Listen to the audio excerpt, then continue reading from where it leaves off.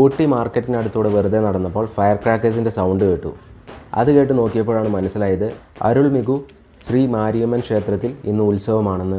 എൻ്റെ ഭാഗ്യത്തിന് തേരുത്സവത്തിൻ്റെ ടൈമിലാണ് ഞാനിവിടെ എത്തിയത്. ആദ്യം ഈ ഒരു ക്ഷേത്രത്തിൻ്റെ ഡീറ്റെയിൽക്കുറിച്ച് അറിയാനുള്ള എൻ്റെ ആകാംക്ഷ തീർക്കാം. എന്നിട്ട് രഥോത്സവം കാണാം. അരുൾമികു ശ്രീ മാരിയമ്മൻ ക്ഷേത്രം എന്നാണ് പേരെന്ന് ഞാൻ നേരത്തെ പറഞ്ഞിരുന്നു. ഇതിൽ അരുൾമികു എന്ന് വെച്ചാൽ ഹോളി, സേക്രഡ്, ബ്ലസ്ഡ്, റെസ്പെക്റ്റഡ് എന്നൊക്കെയാണ് അർത്ഥം. പ്രധാന ഡീറ്റി ശ്രീ മാരിയമ്മനാണ്. മാരിയമ്മനെ ആദിപരാശക്തിയുടെ ഇൻകാർണേഷൻ അല്ലെങ്കിൽ അവതാരമായാണ് വിശ്വാസികൾ കാണുന്നത്.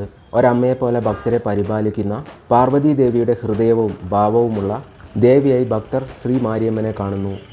ഭൂമിക്ക് കുളിർമയേകുന്ന മഴ നൽകുന്ന, മക്കളുടെ ആരോഗ്യം കാത്തു സൂക്ഷിക്കുന്ന പാർവതി ദേവിയുടെ വാത്സല്യഭാവമുള്ള ദേവി.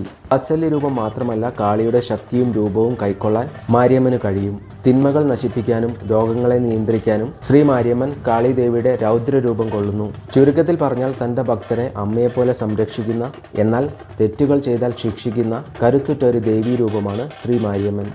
മാരിയമ്മൻ ദേവിയെ അലങ്കരിച്ച് തേരിലേറ്റി നഗരപ്രദക്ഷിണം നടത്തുന്നത് പ്രധാന ചടങ്ങാണ്. ഇത് ദിവസങ്ങളോളം നീണ്ടു നിൽക്കുന്ന ഉത്സവമാണ്.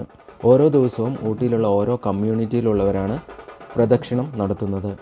ഈ വർഷത്തെ ഉത്സവം അവസാനിക്കുന്നത് ഏപ്രിൽ 14-നാണെന്നാണ് ഒരു ഓട്ടോക്കാരൻ എന്നോട് പറഞ്ഞത്. ഏപ്രിൽ 14 ഗ്രാൻഡ് ഫെസ്റ്റിവലാണ്. ഈ ഫെസ്റ്റിവൽ ടൈമിൽ നടക്കുന്ന മറ്റൊരു ചടങ്ങാണ് മാവിളക്ക്.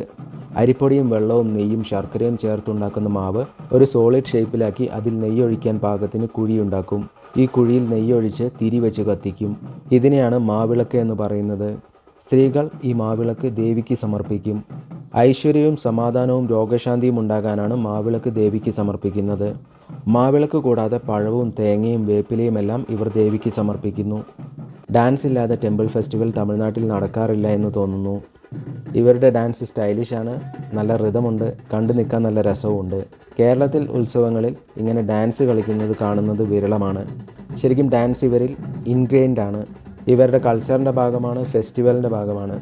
കുഞ്ഞി കുട്ടികൾ മുതൽ മുതിർന്നവർ വരെ ഇവിടെ ഡാൻസ് കളിക്കും. ഡാൻസ് ഇല്ലാതെ ഇവിടെ ഒരു ഫെസ്റ്റിവൽ നടക്കാറില്ല എന്നാണ് എനിക്ക് തോന്നുന്നത്.